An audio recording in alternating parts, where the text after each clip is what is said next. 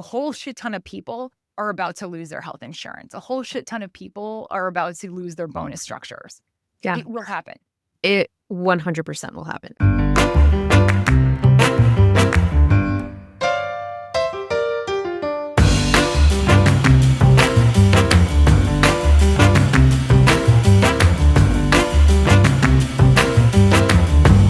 Welcome to Your Work Friends, where we break down the now and next of work so you stay ahead. I'm Mel Platt.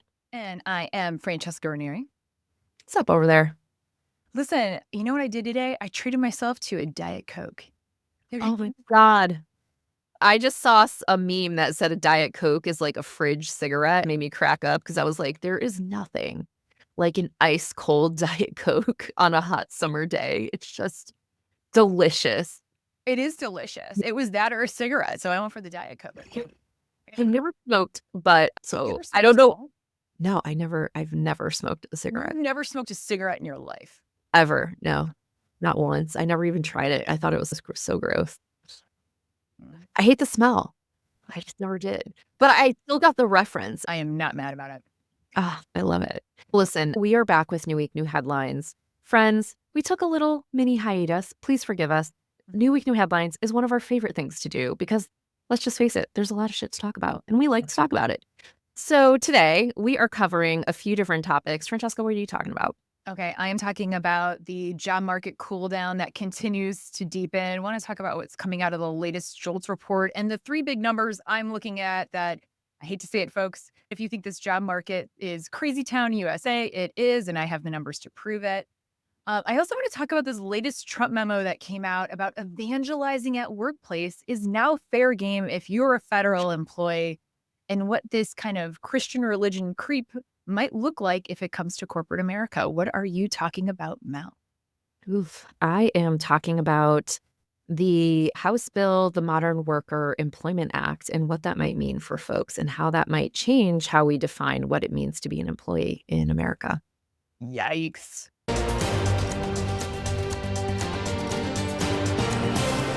The JOLTS report was released this week, and it showcases that the job market cooldown is deepening with more Americans filing claims and longer unemployment durations. Headlines are focusing on things like falling job openings, but the story underneath it in terms of long-term unemployment and also how long it's taking to find jobs, I think is the real story here. Mel, as you're talking to people, what are you hearing about the job market right now? One, I do career coaching for individuals. And so I hear that all the time, like people who are trying to pivot, people who've been impacted by layoffs. What I'm hearing is it is taking them incredibly long amounts of time, not just to get the interview, just to get the job, 6 months, some folks up to a year or more. And these are folks who, just based on credentials, they are hot talent. Like they would be picked up in a second in normal job markets. And having worked in talent acquisition, I've seen every market, right? I survived 2008, folks. We talked about the frozen job market last year in the fall, but I think that frozen job market just getting icier and icier. Yeah, the data backs that up. A couple things to look at, which is initial and continued claims are climbing, which is a sign of weakening momentum. Weekly initial unemployment claims slipped to 217,000 in the week ending July 19th, which is healthy, but it's continuing to get worse. Rose slightly to about 1.96 million, suggesting consistent layoffs or difficulty in rehiring, largely reported by the Wall Street Journal. That's number one. Number two, people are unemployed for longer than they were a year ago. The average duration of unemployment in June was about 23 weeks. That's about 5.3 months. That's up from 21.8 weeks in May. Keep in mind that these are lagging indicators. And I know everyone has been saying, okay, the job market's still healthy, unemployment's still relatively low. But as we keep going from April to May to June and now July, these numbers keep getting worse. They're lagging indicators. And my gut is they're going to continue to keep getting pulled down because, to your very good point, it's harder and harder to land a job. That amount of time is just getting longer. And the other last thing I'm looking at too is long-term unemployment is rising. In June, the number of people jobless for 27 weeks or more rose to 1.6 million, accounting for 23.3% of all unemployed. Meanwhile, the marginally attached population, those who want to work but haven't looked in the past year, increased to 1.8 million. So, what this is telling you is more people are getting laid off. It's taking longer to find a job. People that are considered long-term unemployed and or have just given up on finding a job because they've been out of work so long is getting larger. If you've been impacted by a riff, you can get burnt out really quickly and it becomes defeating. It's a full-time job itself to find a job.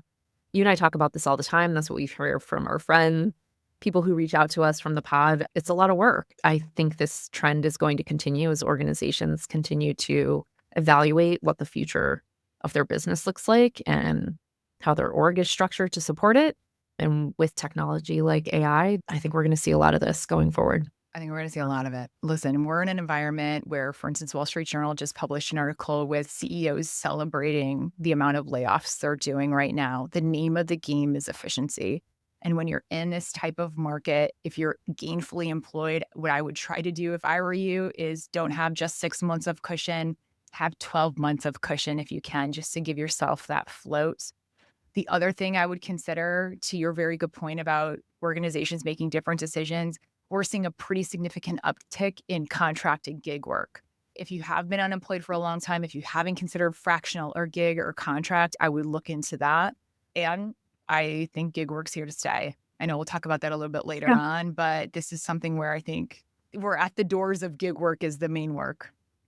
We've been talking about that for over a year now. You said it multiple times that we're going to get down to these skeleton crews. And I think that's what we're starting to see. And if you haven't started to think about your brand, what that might look like, now's the time to start thinking about that. And it's not impossible. Phone a friend, phone us if you're in that position. Like, we'd be happy to talk with you. So reach out to us if that's something you're struggling with right now. It's not only possible, it's actually fun. So It is fun. knowledge It is and growth. fun. Yeah. And listen, the current market doesn't determine your value. No. So for anyone who's in that position, please know we've been there, we get it, but it doesn't reflect your capability or your value. These are things outside of your control. So when you think about that sphere of control, what's happening right now in the market is so unique and we've seen it all, but we are in a unique time. So don't let what's outside of your control determine your self-worth in this moment. Beautifully said. That's my soapbox. What's happening with the employee? Okay. 4, 5, 6, 7, 8, 9. So this is Bill H.R. 1319, the Modern Worker Employment Act. This was proposed back in February. We touched on it lightly when it first got proposed, but not enough had come out yet. So what is this bill discussing? Are you an employee or are you a gig worker? Are you independent? So this bill could redefine what an employee means in America as we know it. This is a fight over freedom, benefits, and the fine print that's going to decide who gets protected at work and what you get from work. This is a Republican-sponsored bill. It aims to reshape how the federal government is defining employee versus an independent contractor. That line determines whether you get benefits, overtime pay, labor protections, and the legal right to unionize today. Here's why this matters. Under current federal law, whether someone counts as an employee is based on a very broad economic realities test. That includes things like whether you wear a uniform or not, whether you follow company rules, whether you use company tools like a laptop, whether you work full-time for just one company. This bill is going to throw out most of what we use today for those realities tests, and instead it's proposing a narrower standard that focuses on just two things. One, whether the company controls how you do the work, not just what the final result is. And two, whether you operate your own business and take on economic risk. Okay? Under this definition, if you're working full-time, but you have flexibility in how you get the work done, you could potentially be classified as an independent contractor, not an employee. What this means in practice, just to give you an example, let's say you're a salaried employee today. You work for a big org. You're salaried. You're a manager. You're fine. But you work remotely. You use your own equipment. Maybe you make your own schedule. How the work gets done. Under this new bill, your employer could argue that you're not truly an employee anymore and you get reclassified. You lose employer-provided health insurance. You lose paid sick or family leave. You lose unemployment insurance. You lose protection under federal wage and hour laws, and you lose the right to organize under the National Labor Relations Act. What do you think about that, Francesca? Let me tell you what my reaction to this is. Yeah. It is very expensive for organizations to carry employees because they have to pay for things like, yes, your insurance, yes, your bonuses, yes, any litigation that happens because you are unionizing, plus all the people they need to employ to make sure that all of your protections are there as well and all of that gets operationalized. It is very expensive for organizations to carry employees. And if you think organizations will not take advantage of being able to reclassify human workers so they don't have to bear that expense, I'm telling you right now, in this ecosystem, in this world of efficiency, I'm not trying to be dramatic. You're wrong. You're wrong. We have seen this over and over again with offshoring, with layoffs, with AI, where there is money to be saved. Organizations will say it is their fiduciary responsibility to their shareholders and to Right. the company to do that, which basically means a whole shit ton of people are about to lose their health insurance. A whole shit ton of people are about to lose their bonus structures. Yeah. It will happen. It 100% will happen. We just talked about it Yep. and we just covered. This is where things are headed, folks, which is we're not saying this to scare you. We're saying this so you're prepared. Yep. And so these are things that you need to look out for. So I just want to give a little bit of information. If you're curious, this bill, as I mentioned, was proposed back in February. However, it just passed out of the committee, the House Education and Workforce Committee, July 23rd, so last week. Right now, it's waiting for a vote on the House floor. So it's not law yet, but it's a Republican-sponsored bill. And with Republican control of both the House and the Senate, it's likely going to gain real momentum and it could advance quicker than you think. Okay. What happens if this passes? Things you need to be aware of, friend to friend. National impact, it's going to apply to all states, changing how federal labor laws are enforced under the Fair Labor Standards Act and the National Labor Relations Act, as I mentioned. It could also override state rules. California, we love California.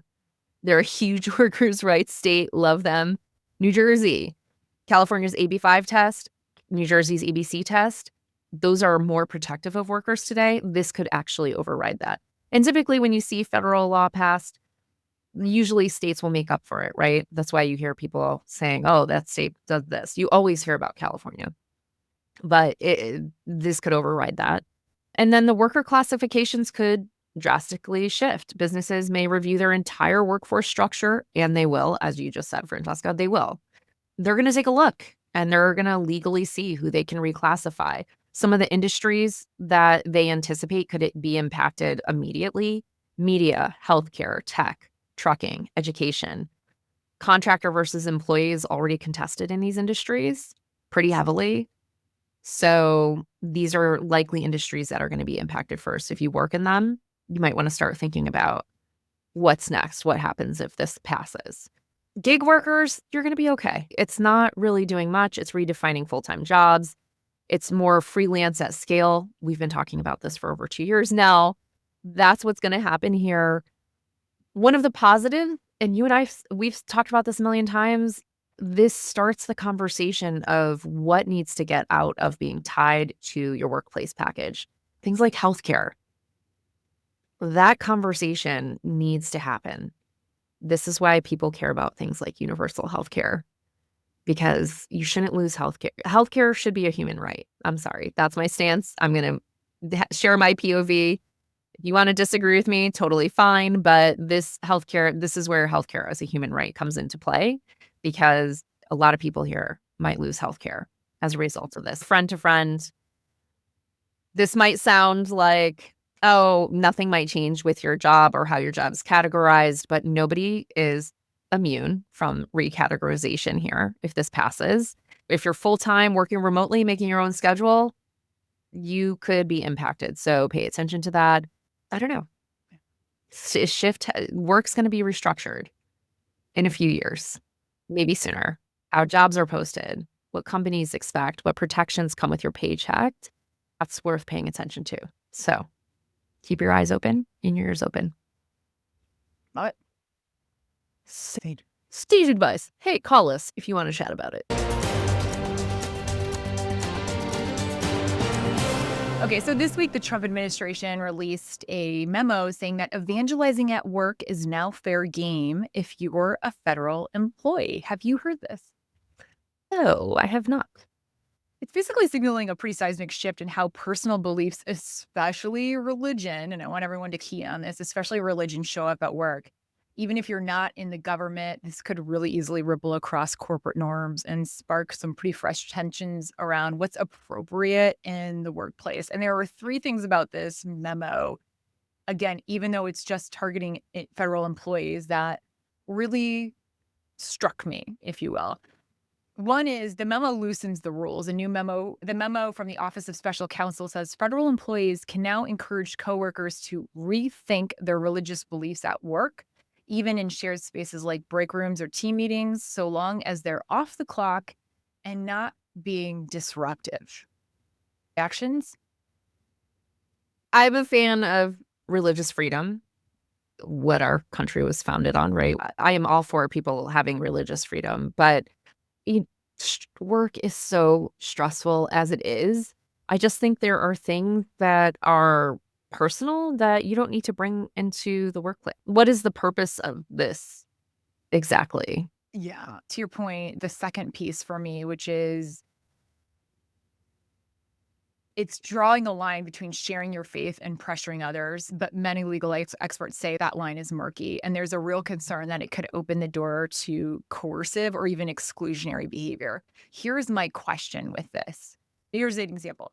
I was born and raised Catholic. I don't go to church anymore. I don't really talk about religion anymore. I've gone a little woo and I believe in the universe. That's my thing, right? But what happens when my boss is a born again Christian and Right. in the break room as I'm getting coffee wants to talk to me about family values? Yeah. Is this open for all religions? Or and I like you, I think it gets really murky. Just last week, there was an article that came out about a woman who shared that her doctor refused to give her prenatal care because she was a single mother and he didn't agree as part of his religion to which, by the way, doctors take an oath that they're supposed to help everybody. So how I don't know. I just think where's the line? And that can get really tricky really fast because what if you're super religious and your religion, again, doesn't agree with single mothers? Yeah. So does that impact someone's performance? Does that impact the way they get promoted? Does that impact, like, where's the line? And you can't tell me it's just, oh, they're going to turn it off after they leave lunch in the break room. No, that carries through to everything. I just think it should remain separate. Yeah. It doesn't feel like this is just about free speech or this is about opening Mm-mm. it up for all religion. It really feels like it's a broader push for bringing, honestly, Christian values into public institutions. We're seeing it in K through 12 education. We're seeing it now in the federal workforce. And if this gets upheld, it could really embolden similar shifts in corporate and nonprofit workspaces as well. And again, I think it's just something to consider, especially if you're in an organization. I would expect layoffs, Mhm. especially around what counts as evangelizing versus harassment. That is going to be a really hard thing to draw a line about, much like pornography. Is it going to be one of those you know it when you see it? I also think there are some power dynamics here that can absolutely be in the mix. And then I think corporate America is really going to need to clarify their own policies around religious expression to avoid some pretty major PR backlash. There's one thing about what this administration is pushing through. There's another thing around what most Americans really are looking for, which is freedom of religion. So it's interesting. With everything we've talked about today, it's going to come down to organizations, private businesses, et cetera, making decisions like what is your social responsibility here? Just Yeah. in terms of caring for people as well as your business. I don't know. I think it's going to come back on the organizations to make their decisions here on how they run their business. Yeah. One of the things I know in our prediction show at the top of January, one of the things that we asked, what do you think this is going to be? And one of the things I said about this year was it is going to become very clear what organizations do and don't stand for. And it's in moments like this where we're looking at you can redefine what an employee looks like, or you can evangelize your one religion that you want in your organization if you really want to. You can lay off your employees. No problem. In fact, it's going to be glorified. Now, it is going to become very clear what your organization stands for and what it doesn't. It really behooves organizations to get very clear about who they are, what they stand for, and how that lens is going to guide a lot of these decisions because it's going to be way too to Mhm. just say, cut it, and we're just following governmental rules. It's going to be way too easy to do that. Stand up. Who are you? Yeah. Who are you? And have the guts to show who you are. This episode was produced, edited, and all things by us, myself, Mel Plett, and Francesca Ranieri. Our music is by Pink Zebra. And if you loved this conversation and you want to contribute your thoughts with us, please do. You can visit us at yourworkfriends.com, but you can also join us over on LinkedIn. We have a LinkedIn community page and we have the TikToks and Instagrams. So please join us in the socials. And if you like this and you've benefited from this episode and you think someone else can benefit from this episode, please rate and subscribe. We'd really appreciate it. That helps keep us going. Take care, All friends. right. Bye, Bye, friends. friend.